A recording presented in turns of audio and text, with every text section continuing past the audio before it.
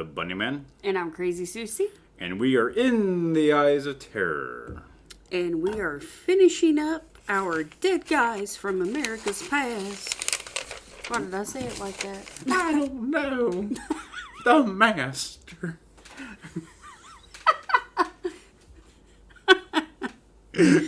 Anytime you can bring Torgo into it.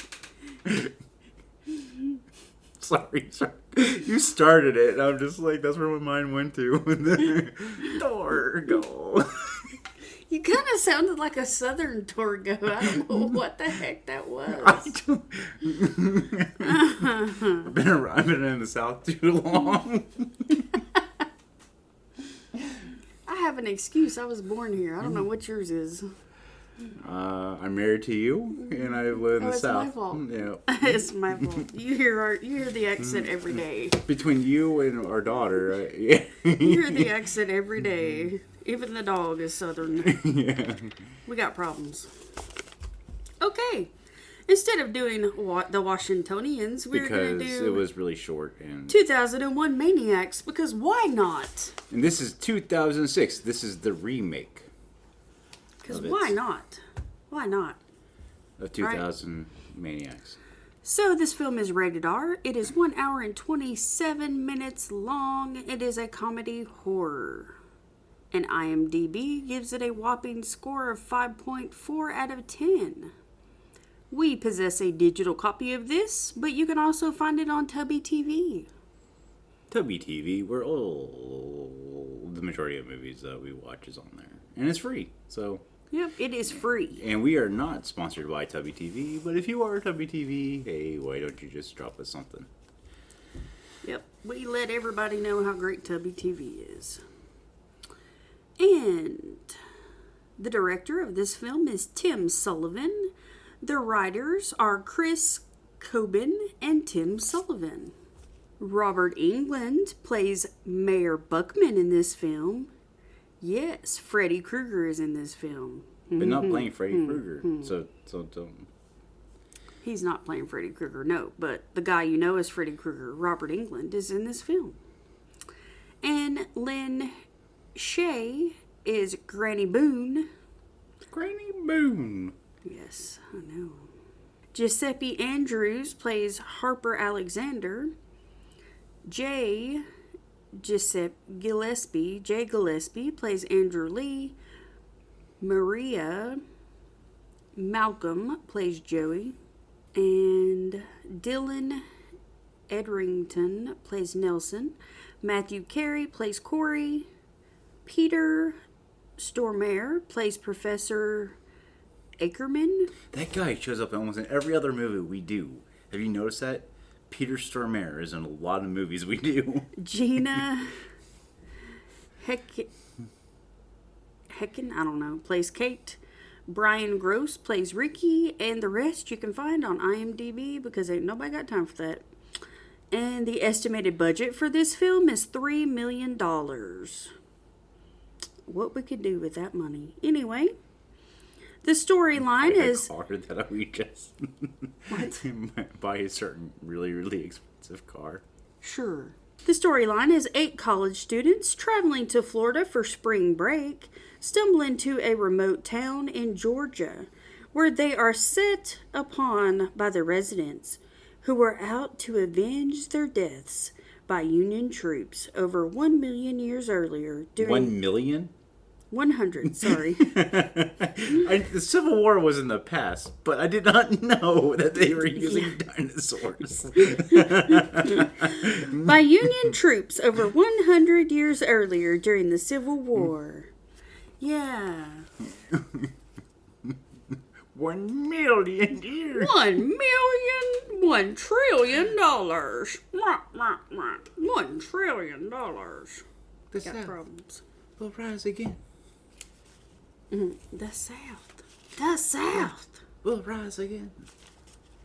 This film is all kinds of crazy Cracker Jacks. Yeah, I think this is one of the movies that we watch that's just like off the walls, and it's fun off the walls. It's just, if you like crazy films, we definitely do recommend this one because this one is like it takes crazy and it adds sprinkles on top of it. Yeah. If you like your sundaes with extra sprinkles, this is the film you want to watch. Or extra nuts. Hopefully you're not allergic to peanuts, because this one's full of peanuts. Okay, so this movie begins with a professor teaching a class about the Civil War. And someone had snuck in some of their party pictures into his slide projector, and it got a lot of laughs, although the professor was not so enthusiastic. Well, he didn't really know what was going on, and then he Right. Well, he wasn't really paying attention to the photographs on the slide because he wasn't facing the projector screen, he was facing the students. And when he realized what was going on, I forgot to do. What are we drinking? Oh, I'm having Green Goddess From Bolt House Farms. Yes, getting my greens in today. And I am having, I guess, a Russian Mule, I guess is the best way to say it without the mints. So I'm drinking a Fitamen's ginger beer, which is non-alcoholic. And I am having a Veska vodka in it. And this is a true way of drinking ginger beer. Because it doesn't have any fake sweeteners in it. It's just, and it burns a little bit in the back of your throat, which is what you want. My stomach burns enough, I don't need help with that. No, but... Alright, let's go back to the movie. He has to have his little episode of drinks. Okay. So, where was I? I always lose my place. We were talking about the professor. So he wasn't very enthusiastic about that. And he had the three guys that were the cohorts of this whole photo exchange to stay after class. And he told them that they all had to turn their new term papers in by the end of the term. The three amigos leave town to get away from school. So they had to turn in their term papers at the end of term. Or he assigned them new term papers, didn't he? They had already turned one in, and he told them they were unacceptable because they had copied someone else's work. They were plagiarized. Right. They thought they had changed the words enough to where he wouldn't realize it. And if you were in college... Because, somebody with a PhD in that subject isn't smart enough to realize that you copied someone, idiot. Well, if you're in college, don't plagiarize. I mean, that's one way to go. Nowadays, they have some, software. They plug in your paper into, the software, and it can... And it's, instantaneously, you can figure out if you plagiarized it or not. Right. I mean, you can actually get charges brought against you. That's stealing, and you just don't do that. It's just not cool. Don't plagiarize. It's just not cool. So, anyway... So the three guys decide to take a trip out of town. They stop by a gas station and play the guitar. One of the guys play a guitar with the local hick boy. They get the car cleaned. Well, okay, so they hit a guy through an armadillo at the car as they were driving to see if he could hitchhike to the closest town or whatever. Yeah, there's a guy that's kind of like a hippie dude, and he played in Cabin Fever. Is El Roth? El Roth. Yeah. He played in Cabin Fever, and he had his dog. What did he say his dog's name was? I forgot. I can't remember his name. It's going to drive me nuts. Anyway, the dude with the dog in Cabin Fever, it was him. Eli Roth. He did a lot. I think he helped direct this film, or...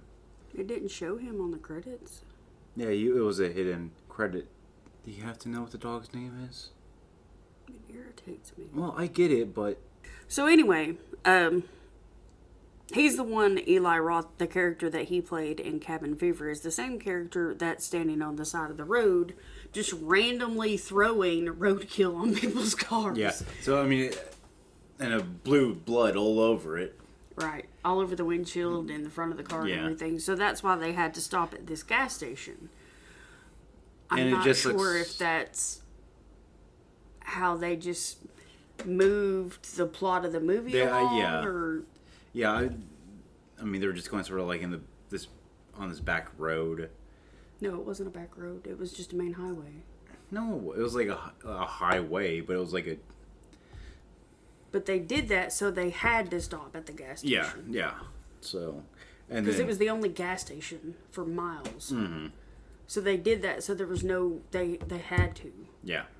They had to stop there to get their windshield cleaned off and everything. So, anyway. So, and it looks like you get your generic... I don't know if I'm going to be getting... I don't know if this place is open or not. Or this place is safe. You know. Yeah. Don't eat the boiled eggs kind of a gas station. It was the wooden, independent... You don't know the last time the toilet was scrubbed. Yeah. Backwoods. Yeah. Country. Yeah. Everything smells like fried bologna. Yeah. And pine sol. Yeah. I don't understand that. Gas station, so. Yep. We stopped at a few of those.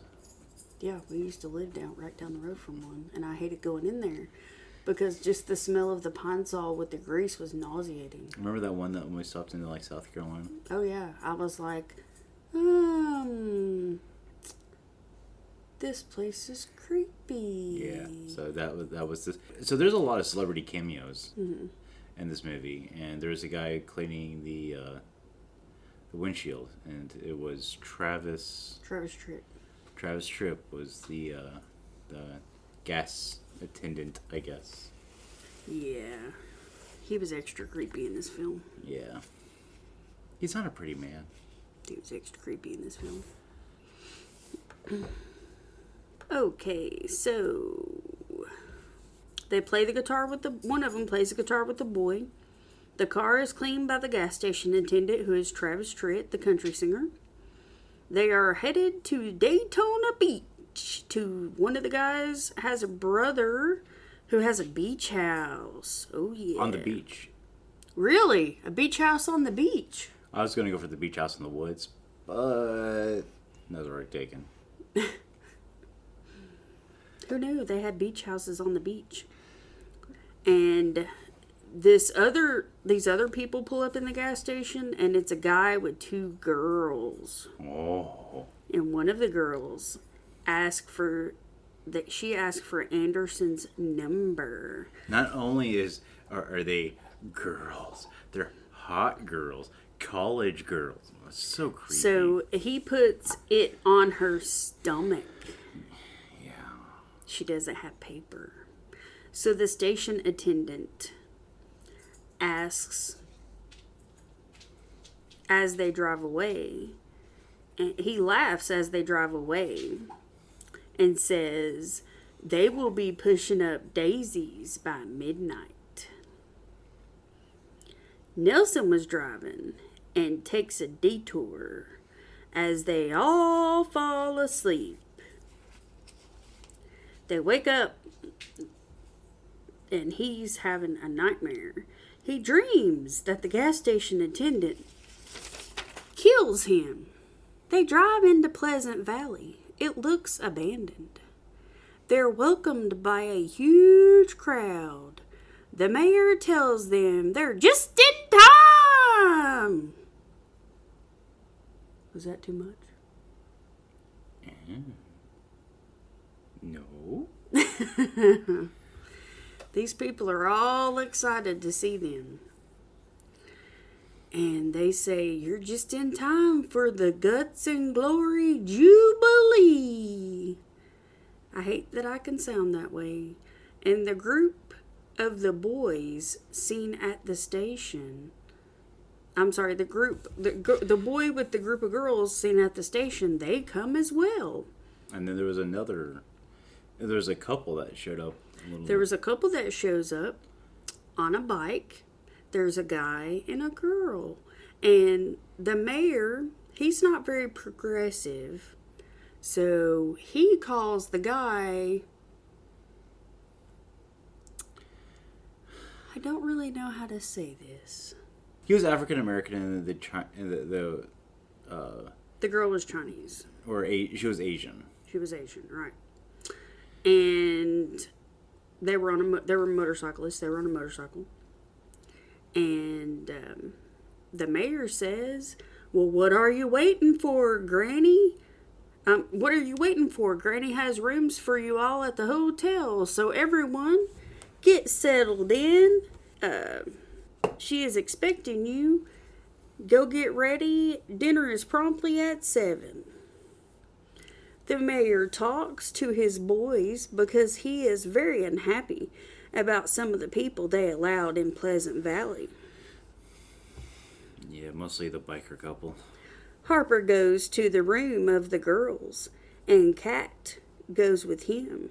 Okay, so there's a group of musicians, 2 guys that sing songs, and they sort of progress the storyline, like and then Harper was supposed to be this heartthrob. He was a heartthrob. He was the one that slays The pretty boy. The pretty boy, yeah, and He's a country boy, and he talks with a nice country accent, but he's a pretty boy. And he gets all the ladies. Every woman gets the vapors for him.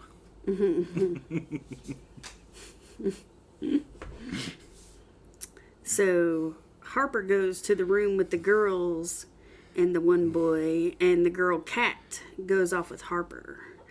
The boys meet Granny Boone, and Granny asks the boys to help Hucklebilly to catch the cat. Hucklebilly asked if they would play with him, and they said no. Yeah, he was trying to play with the cat, though, so... They felt bad, so they go back, and he says they can be witnesses to the lynching of the cat.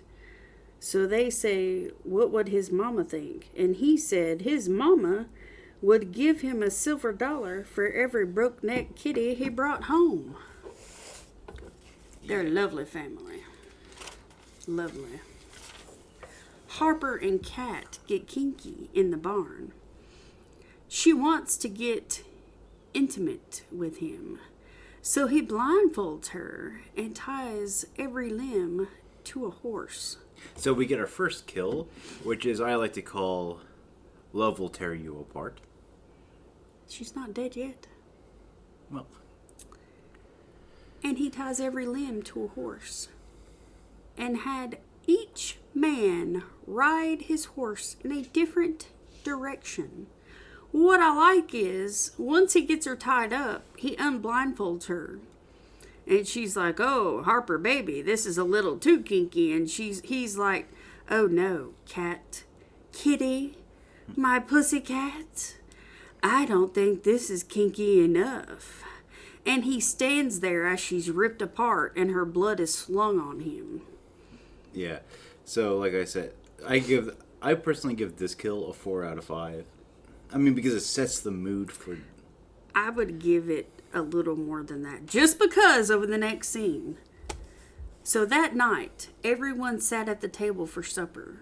The boy who had a thing for Kat was upset because nobody could find her.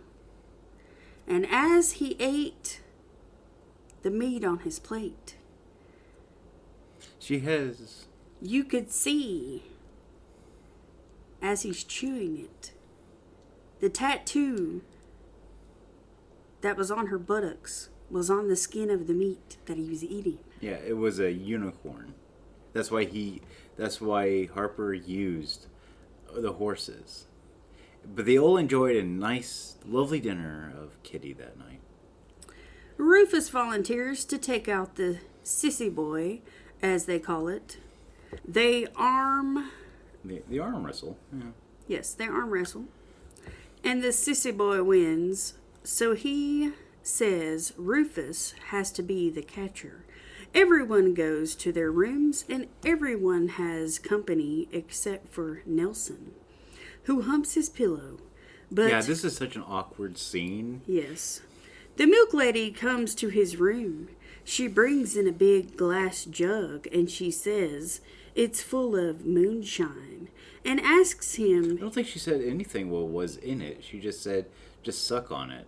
No, she said it was moonshine that she made specifically for him. And asked him if he is a boy or a man. And tells him to suck it. So he does. Well, it's some sort of acid and it eats away his entire abdomen. And the bed. She looks through him and says, I prefer a non-smoker. Yeah. The next day... So we get our second kill. Yes. Sorry. So I give it this a 3.5. She prefers a non-smoker. But I mean, it eats through him and the mattress. Yep. I like the scene when she looks through it and goes, oh, baby, I prefer a non-smoker. Yeah, so it was just, I don't know, it was interesting, but it wasn't, it was just sort of... It was all the work up to it for like... Yeah, it was just sort of... It was like, yeah. Yeah. It sort of let you down. I was sort of expecting something more with a milk. I mean, she was getting all like hyped up, and I was hoping more for the milk type thing. I don't know. It was just, I don't know. It was just, I feel like it was a very quick kill scene for. Okay. So the next day, the party began, and the boys went with the boys, and the girls with the girls. Because Granny said that's the way it was gonna be. Yeah, and we all know you don't ever talk back to Granny. Harper challenges the guys to games of horseshoe, and Granny Boone put the girls in the bath and tells them that they have so much potential, and she knows they can clean up real nice. So the blonde girls, they're cousins, and they go out in the field with the nerdy guy. And they make out and they say, if he is quiet, he can watch. Yeah, well, he was the least quiet person. And he starts touching himself. So they yell at him and make him leave. And he also said something that was sort of disturbing. She's like, well, you are my second cousin. Yeah. Yeah. Well, they said, well, this is the first place I ever kissed anybody. Well, of course it was, because you kissed me, and this is the first place I ever kissed anybody. Who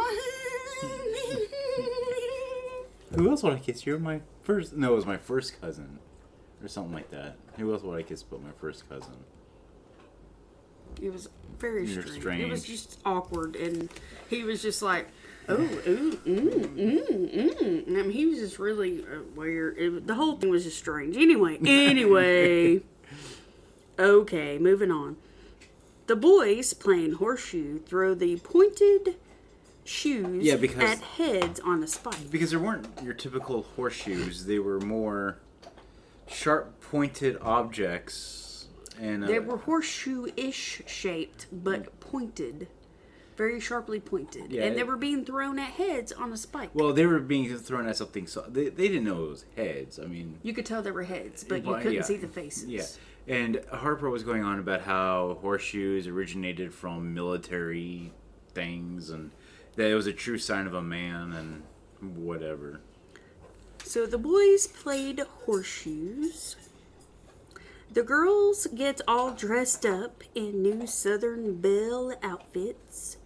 The China girl, well, she gets smashed by a bell in front of everyone in town. So we get kill number 3. We have a hoedown. Okay. Got it?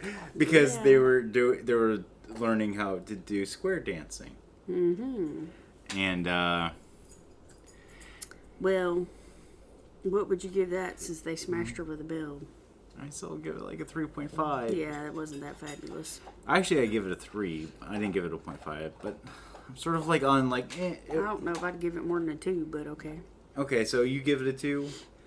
Like, you want to... Because it just really was... just... You saw it coming. It was very lackluster. But anyway. Yeah. So the sissy boy sees this and he takes off running. But Rufus catches up to him and twists his arm behind him and brought him back to town square. And they decide to give him a more befitting end. And they take a giant spike. Yeah, and they decide to skewer him, basically. So they could roast him like a pig. yeah. Granny says it's her favorite. So I give that one I give it another. So they call him Ricky on a Sticky. Yeah, I'll give it a 4, just because it was sort of clever. It was clever. That's about it. Yeah. And the other boys go to the saloon. Malcolm notices this place has no modern day conveniences. They decide to act cool and gather what they can, what they need, and leave. The mayor and everyone else comes to confront them to ask if they are planning to leave. They don't want them to leave because that would just be insulting, especially on such a special event. Harper says they don't respond well to rejection. They have been known to respond unkind to those who reject them, and he cut his hand and shows them the cut. Lee says, well, Mayor, maybe we reacted to hostility. Maybe we should stay and enjoy your party. They walk through the town and everyone stares at them. They agree to meet in an hour. The town has a meeting in the saloon, and the mayor says, I know you fine people of Pleasant Valley have suffered, but one day you will find peace. And some of them went back to the hotel to get their things. They see Rufus loading their stuff on a carriage and taking it away. Lee sees Ricky in a cottage, and he goes inside. As he enters, he kicks aside a long metal stick with a point at the end. The door is locked. There are covered dishes on the table. The cooks come inside from a back door and told him that even though he is the guest of honor, he can't go snooping around the kitchen before the feast. Malcolm is walking around looking for his woman, and the old men from town are following him and singing. He asks them if they have seen his woman. He spots her and goes running after her into the woods. It's someone else, and the town folks trap him and tie him up. Corey gets cornered in his room by one of the town girls, and she offers to give him a BJ. He will remember. She puts So this reminds a piece of metal, basically like, you remember Jaws from Moonraker 007? what it reminds me of is basically like piranha teeth, but metal ones. No, you remember Jaws Yes. from Moonraker? Mm-hmm. Yeah, that's where the like the metal teeth that he had. That was just more a high tech version of that. Mm-hmm. It had like hydraulics in it. Yeah. That was But these were like sharp and pointy. So were Jaws Okay. teeth. There, you remember Jaws? He had the metal. He had metal teeth. They're all sharp and pointy. Okay, so she puts these metal teeth in her mouth and proceeds Metal dentures. to rip his member to shreds. So I call this one Peaches got a bite. Okay. Lee goes to the barn to get a car to leave. Malcolm. We keep jumping over my rating. What do you give it? I give it a 4. Poor guy. Yeah. It was not pleasant. Like, she was relentless. This is one of those ones that I'm like, Yeah, she was relentless. This was more graphic than a lot of the other ones were. This one was. Oh, the kills, maybe it was just more close to home type thing. Well, I don't even have those parts, and I was like, why? Why? Evil. Yeah. Okay. Why do you think I want to skip over it? Because it's just wrong. Okay. So Lee goes to the barn to get a car to leave. Malcolm is pressed until his head pops off. Yeah, like apples. Yeah, they put him into a giant fruit press, or grain press, whatever you want to call it. And they press him until his head just literally pops off. So this one is a eye-popping experience. Yeah. This is a 4 out of 5. Because I felt like this was one of the more clever contraptions that they came up with. Well, it was already there. It's not like it was... Well, I mean, no, I'm just saying, but it was... You saw it when you first came in. Like, in the first part of the movie, you're like, okay, what is that? They all asked about it, too. They're like, what is that with the gazebo thing? Mm-hmm. Now we find out what it was. And then, so he got pressed, like you said, like apple, like you would do apple juice. Mm-hmm. And his eyes rolled down into the chute, into the apples, like into the catcher. And they're all like, this is tasty. Yeah, tasty. Sure. So Lee is the guest of honor, and he is a Southerner. The mayor gives him a second chance. If he gets the girl who led him astray, instead, he throws the knife and it hits Rufus. The mayor says, "Stand back, and they are mine now." He says, "This is not my first barbecue, son, and it will not be my last, with fire burning all around them." Why did I have to do it like this? They fight. Lee pulls off the mayor's eye patch, and maggots fall out of it. Ugh. He pins him to the ground and threatens to pluck out his other eye with the barbecue fork. He says, "Let me keep my eye and you can go." So they get on the bike and go. The mayor says, They go into... "An eye for an eye." Yeah. So they drive off into the sunset. They ride to the sheriff's station and tell the sheriff what happens. The sheriff drives them to Pleasant Valley, and it is just a graveyard. And he sort of explains the history of what happened, about how some Union troops came in and killed everybody and all that. And then he was like, if I, every time that somebody would come in, I would be, and told me about this story, I would, about how this town was alive or whatever, and they were killing people, I would be rich. Obviously, it's all folktale. I'm just, it's like, he doesn't investigate anything. So the sheriff leaves them there. They ride off down the road and drive through barbed wire, which cuts their heads off. Hucklebilly says, "Dang Yankees," and picks up their heads and walks away. Yep. And that's the end of 2000 Maniacs. 2001. Sorry, 2001, yep. The South will rise again. Hucklebilly must be that one.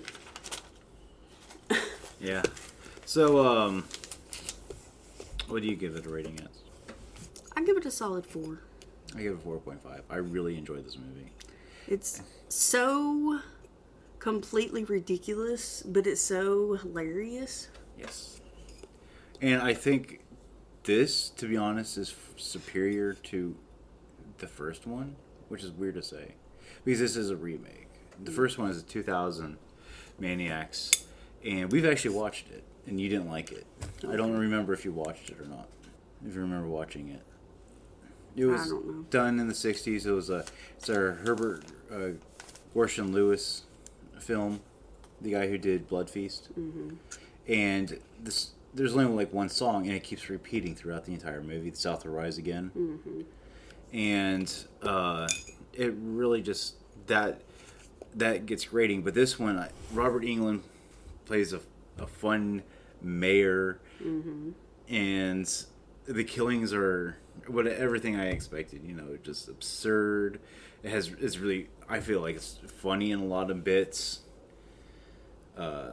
Historically accurate, I don't care because it's just so bizarre of a movie. But it's one of my favorites. But the sequel to this movie is not that good. So they did make a sequel to it, and it fell flat, in my opinion. So the trivia. You mean read it again? Mm-hmm. All right. Keeps me from having to talk the whole time. In producer L. Ross cameo, he plays the same character he played in his feature directorial debut, Cabin Fever, 2002. Some crew members also had a minor role as additional maniac in this film. They were even credited for this role. Remake of or sequel to 2000 Maniacs, 1964. Robert Englund and Lynn Shaye appeared in Nightmare on Elm Street, 1984, Wes Craven's New Nightmare, 1994, and Wish You Were Dead, 2001. Kane Hodder, a man named Jason who sizes Anderson's right before the big fight between Anderson and Mayor Buckman. This might be a reference to Friday the 13th Jason franchise, as Kane Hodder played Jason Voorhees in Friday the 13th Part 7, The New Blood, 1988. Friday the 13th 8, Jason Takes Manhattan, 1989, which there was no scene of Manhattan. Jason Goes to Hell, The Final Friday, 1993, and Jason X, 2001. L. Roth, man whose armadillo is hit by a car. Malcolm Mashonda Lee's death was foreshadowed when he was speaking with a little girl and witnessed her crushing a rat. Malcolm's death was foreshadowed. Remember because it was like there's like this sort of like cabin away from the town. That, yeah. So that's that. And like you said, L. Roth was not actually credited for, I don't think, his role. So he's not. But definitely, would you recommend watching this movie? Mm-hmm. Yeah, it's really good. Yeah, it's a good film, and it's a fun film, and I've watched this multiple times, and it never gets old. It's definitely a fun film. Yep. Anything else you want to put in? Nope. Chilling time? It's chilling time? So we have our merch up on redbubble.com. You can check us out on In the Eyes of Terror. We also have a Patreon, In the Eyes of Terror, where if you want to support us, you can. You can follow us on Twitter, Instagram, and Facebook. And that is all. We'll scare you later. Bye.